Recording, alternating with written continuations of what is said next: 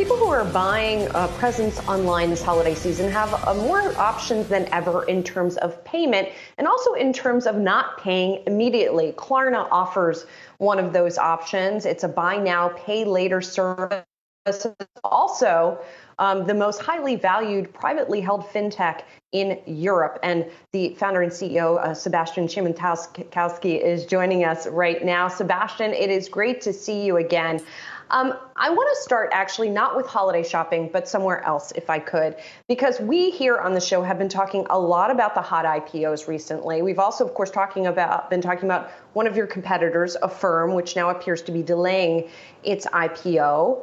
Where are you guys standing on that front in the IPO process? How are you thinking about timing at this point? Well, I think, look, we've been very fortunate. Our biggest shareholder is Sequoia Capital, and Michael Morris is on our board, who obviously was on the board of Google and YouTube and a lot of other successful companies. We've had this discussion for a long period of time. They joined as an investor 10 years ago.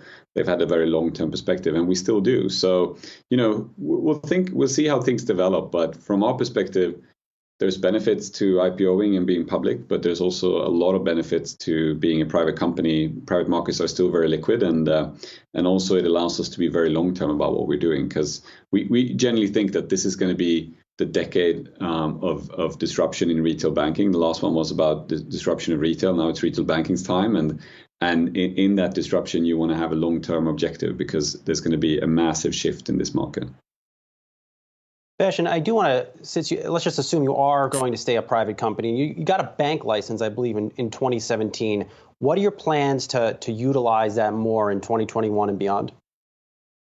Well, I think that we are continuously building out more products in that area, less so in the US, obviously, than in Europe. But what if as an example, in Europe, we have in the last year issued over 500,000 debit/credit cards, which obviously is a quite amazing feat for us. So we're quite happy about that. And we're developing deposit services and so forth. So in Europe, we're more known as a neobank, similar to Chime maybe in the US. So a slightly different offering than the one that people associate with us in the US. And Sebastian, building off of that, I'd love if you could maybe outline some of the dynamics that are different in Europe versus the US. And it seems to me, from my vantage point, and what do I know, that fintech in Europe's a little bit more, I don't know if advanced is the right word, but it certainly is more ubiquitous or wider spread. Do you see some of those trends coming to the US here, and what might that look like? What are the players that are going to be disintermediated by the growth of a company like you guys and Affirm here in the States? Yeah, I can't really tell why that is the case, but it does seem to me that there's been more successful large-scale fintechs in Europe. I think, look, as I said initially, we're going into a time where I really believe that this is the decade of disruption of retail banking. And if you ask yourself, like, who's going to be successful in that, I think we're going to end up with a few global players that play in the retail banking space. And some of them will have their origins in the tech companies. Some of them will have their origins in banks that are able to reinvent themselves, and some will be fintechs. And then some people will lose out in this transition, as always happens. And so I think that's kind of how things will play out. In regards to Klarna, we are seeing now almost 12 million users in the US alone. We have 90 million users globally. So we think we're on an exciting trajectory to be one of those succeeding players in that disruption.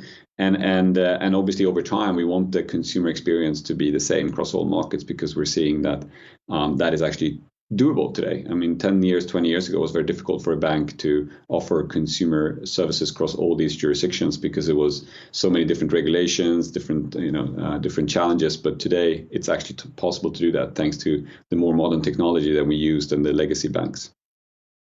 So, Sebastian, if you guys are starting to issue debit and credit cards, for example, and you have that bank charter that you were just talking about a few moments ago, how then do you differentiate yourself from a bank? In other words, what makes you special sort of as a fintech, and how do you do that disruption while still, retaining your identity as a fintech, but offering traditional banking services?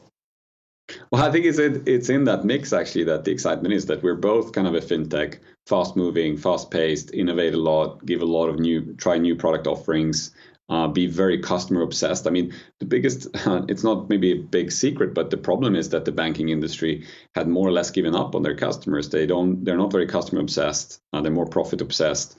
And I think that like there's a big opportunity to come with a bank offering that is actually about the consumer. One example of that is the buy now, pay later solution that we provide in the US, which actually allows people to take a $200 purchase and split it on 4 equal free installments with no cost to the consumer. Now, that's very different from the traditional credit card charging you 29% if you revolve. And so like that's one good example of that. And then we've also are very favored in the US by the fact that people like Macy's and Etsy and Sephora and Express and Foot Lockers are promoting these solutions to their consumers because they in turn see a lift in AOV and lift in conversion rate as the younger demographic doesn't use credit cards anymore because they've grown so tired of the poor practices that credit cards have applied in how they offer their services, how it's all about finding a way to get you to revolve eventually at those high interest rates. So there's a lot of opportunity to change, provide really customer-focused, transparent, and great services in this area. And it's the dream of an entrepreneurial company because you have all the you have high barriers of entry, low innovation, a lot of tech legacy. Like you can't imagine a better place to innovate than in retail banking in essence. Sebastian, it's good to catch up with you. Hope to check back in with you soon, especially if there's any news on the IPO front. Happy holidays to you, Sebastian Siemiatkowski, Klarna CEO. Thank you so much. Appreciate it. Thank you so much for having me. Thank you.